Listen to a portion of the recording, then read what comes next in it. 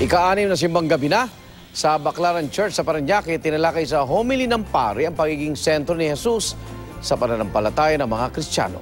At narito unang balita live ni Von Aquino. Von?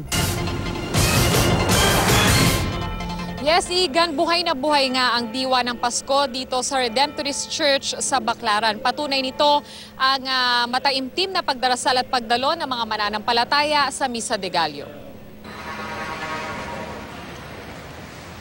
Masigasig at puno ng pag-asa ang mga nakausap naming mananampalataya na dumalo sa ika-6 na araw ng Misa de Gallo.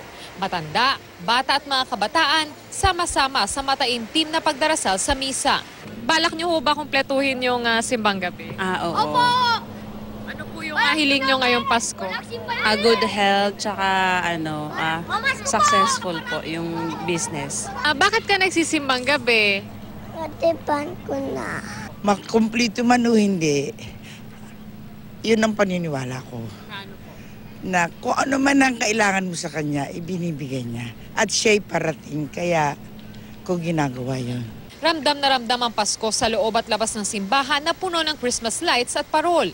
Nakasulat naman sa pinalamuti ang bilao ang salitang maligayang Pasko sa iba't ibang lengguwahe na nakalagay sa bawat poste sa loob ng simbahan.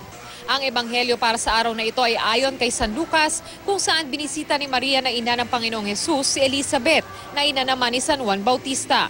Dito sinambit ni Elizabeth kay Maria ang mga salitang bukod kang pinagpala sa babaeng lahat at pinagpala rin ang sanggol sa iyong sinapupunan. Sa homily tinalakay ng pari na ang Panginoong Jesus ang dapat maging sentro ng pananampalataya ng mga Kristiyano. Pinakasentro ng ating pananampalataya, ang Diyos ay pag-ibig na dapat nating papurihan.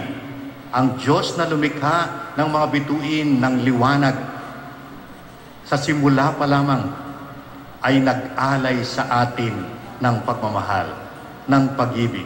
Samantala, paglabas naman ng simbahan, hindi mawawala ang tradisyon ng pagkain ng puto bumbong na ibinibenta sa halagang 35 pesos at bibingka na 50 pesos. Okay naman po.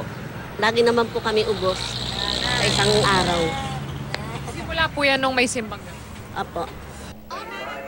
Igan, isang hindi magandang pangyayari nga ang naganap habang nagbibigay ng homily ang pare. Ilang mga kabataan ang saglit na nagkagulo kasi sa tapat lamang nitong entrance ng simbahan. Pero naging maagap naman ang mga pulis at security guard na kaagad namang sumaway sa mga nagkagulong kabataan. Pero bagamat mayroong nagkagulo kanina, mabutit hindi naman naantala itong misa. Samantala, matapos itong simbang gabi, ay tuloy-tuloy pa rin naman ang misa na nakaschedule ngayong araw para sa Baclaran Day. Igan? Maraming salamat, Von Aquino.